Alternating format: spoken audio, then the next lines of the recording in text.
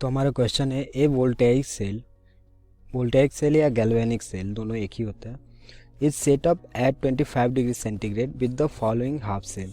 एक हमारा half cell दिया हुआ है Al3 प्लस जिसका कॉन्सेंट्रेशन है 10⁻³ एंड निकेल 2 प्लस जिसका कॉन्सेंट्रेशन है 0.5 m। Write the equation for the reaction when the cell generates the electric current. Means हमें सेल रिएक्शन लिखना है। Also determine the cell potential, EMF of cell भी निकालना है। ठीक है, तो देखो हमारा हाफ रिएक्शन क्या क्या दिया हुआ है। Al3 प्लस जब 3 इलेक्ट्रॉन गेन करके Al बनाता है तो इसका रिडक्शन पोटेंशियल दिया हुआ है -1.66 वोल्ट, है ना। एंड निकेल 2 प्लस जब 2 इलेक्ट्रॉन गेन करके निकेल बनाता है तो इसका भी रिडक्शन पोटेंशियल दिया हुआ है -0.25 वोल्ट, है ना।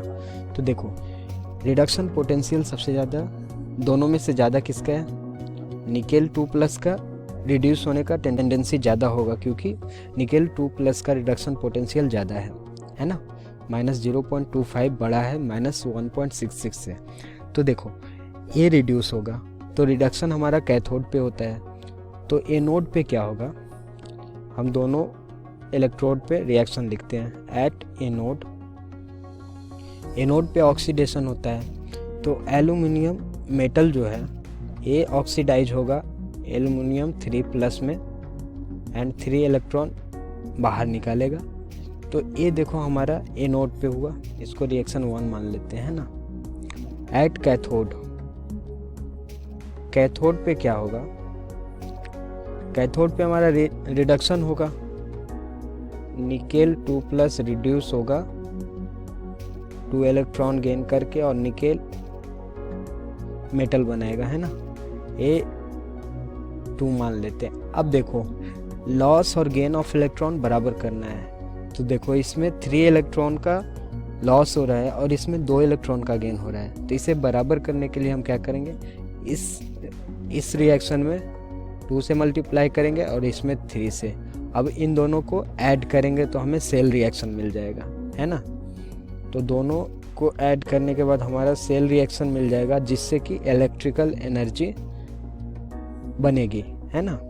तो देखो ये हो जाएगा 3Als प्लस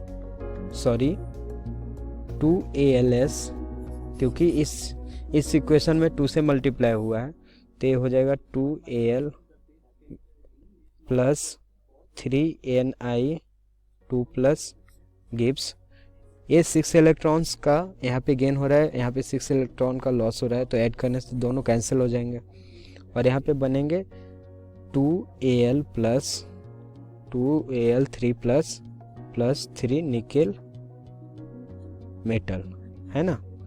ये एक्वस है और ये भी एक्वस है। अब देखो यहाँ से हमें क्या पता चल रहा है, कितने इलेक्ट्रॉन का लॉस और गेन हो रहा है, तो 6 इलेक्ट्रॉन का लॉस और गेन हो रहा है। So from here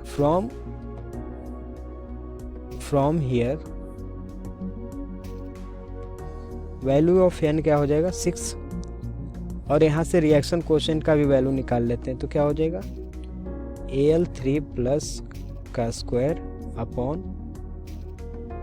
Ni2 plus का क्यूब। तो देखो Al3 प्लस का कितना दिया हुआ है कॉन्सेंट्रेशन, Al3 प्लस का कॉन्सेंट्रेशन है 0.001 m, मीन्स 10⁻³ m स्क्वायर, है ना, अपॉन 0.5 निकेल का 0.5 है क्यूब, है ना। तो अब देखो क्यू का वैल्यू क्या आ जाएगा, तो 0.5 m है। तो अब देखो यहाँ से क्या हो जाएगा, ए हो जाएगा 10⁻⁻6 अपॉन, इसको हम लिख सकते हैं 5 × 10⁻⁻1⁻3। तो जब इसको कैलकुलेट करेंगे तो वैल्यू आ जाएगी 10⁻⁻6 अपॉन 5 × 10⁻⁻3। तो देखो यहाँ से वैल्यू आ जाएगी 8 इंटू 10⁻⁻6 क्यू का वैल्यू, है ना। अब देखो क्यू का वैल्यू हमें मिल गया, एन का वैल्यू हमें मिल गया, और पहला क्वेश्चन हमारा क्या था, सेल रिएक्शन लिखना जो कि हमें इलेक्ट्रिक एनर्जी में कन्वर्ट करेगा केमिकल एनर्जी को। तो देखो ए हमारा सेल रिएक्शन हो गया, सेल रिएक्शन हमारा ए हो गया। और अब देखो हम क्यू का वैल्यू निकाल लिया हमने, एन का वैल्यू हमें पता है, तो नर्स्ट इक्वेशन से EMF of cell is equal to standard EMF of cell minus 0.0591 upon n log Q. ठीक है। अब देखो ई नॉट सेल दिया हुआ है हमें, देखो इस तरह से दिया हुआ है, एन निकेल का रिडक्शन पोटेंशियल दिया हुआ है। अब देखो एनोड और कैथोड पे हम देखते हैं, एनोड पे क्या हो रहा है, यहाँ पे ऑक्सीडेशन हो रहा है, तो इसका पोटेंशियल क्या होगा, इसका रिडक्शन पोटेंशियल दिया हुआ है। तो ऑक्सीडेशन पोटेंशियल और रिडक्शन पोटेंशियल मैग्नीट्यूड में सेम होते हैं, सिर्फ साइन का डिफरेंस होता है।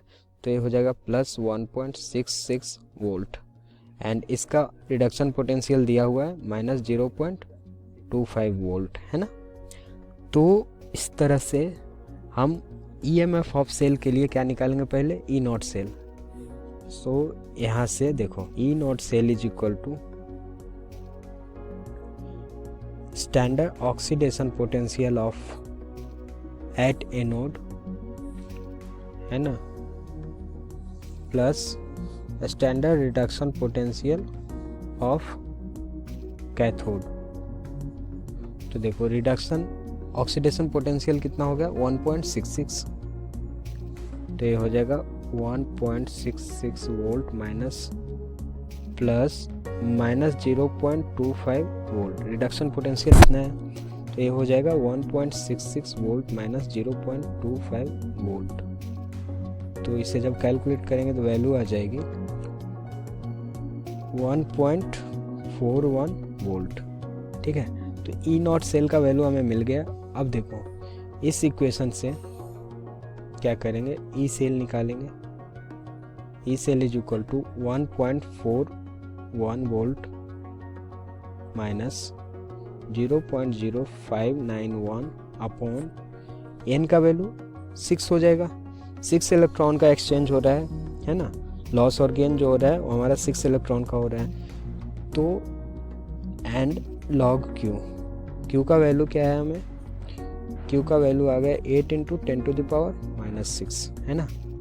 तो यहाँ से देखो कैलकुलेशन जब करेंगे तो आ जाएगा 1.41 माइनस 0.0591 अपॉन 6 लॉग क्यू। देखो ए लॉग ए इंटू बी है, तो ये क्या हो जाएगा, लॉग 8 प्लस लॉग 10⁻⁻6।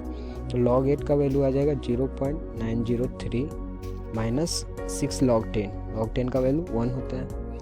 तो यहाँ से देखो 1.41 माइनस, इसको जब कैलकुलेट करेंगे तो वैल्यू आ जाएगी 0.05, है ना, और ए वोल्ट होगा। देखो ए क्या हो जाएगा प्लस, क्योंकि यहाँ से वैल्यू क्या आ जाएगी 5 पॉइंट समथिंग जो कि माइनस में है, तो ए माइनस और ए माइनस प्लस हो जाएगा। तो यहाँ से जब कैलकुलेट करेंगे तो 1.46 वोल्ट, ये हो गया हमारा ईएमएफ ऑफ सेल। तो ये हमारा सेकेंड आंसर हो गया। फर्स्ट आंसर हमें क्या निकालना था, सेल रिएक्शन, और सेकेंड ईएमएफ ऑफ सेल। तो ये दोनों क्वेश्चन हो गए।